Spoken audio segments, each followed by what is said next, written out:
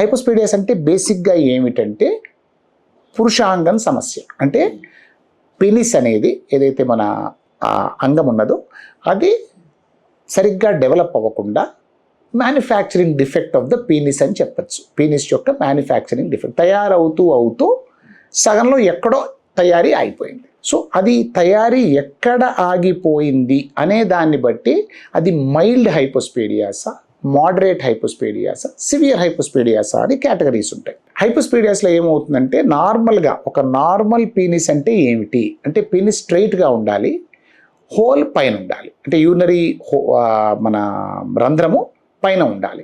ఇక్కడ నుంచి యూరిన్ రావాలి. సో పిల్లవాడు నుంచుని యూరిన్ పాస్ చేస్తే స్ట్రైట్గా రావాలి.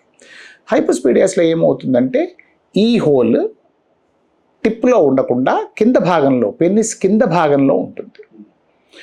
అది ఎంత కిందకి ఉన్నది అనే దాన్ని బట్టి ఎంత సివియర్ అంటే ఎంత అర్లీగా డెవలప్మెంట్ అయిపోయిందనేది తెలుస్తుంది మనకి. ఓకే.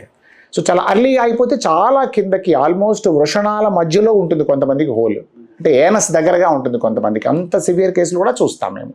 కొంతమందికి జస్ట్ 1 సెంటీమీటర్ కిందకే ఉంటుంది. మీరు తీసుకునే అదే మందులు, అదే నాణ్యమైన మందులు మెడ్ ప్లస్ బ్రాండ్స్ పై సగం ధరకే.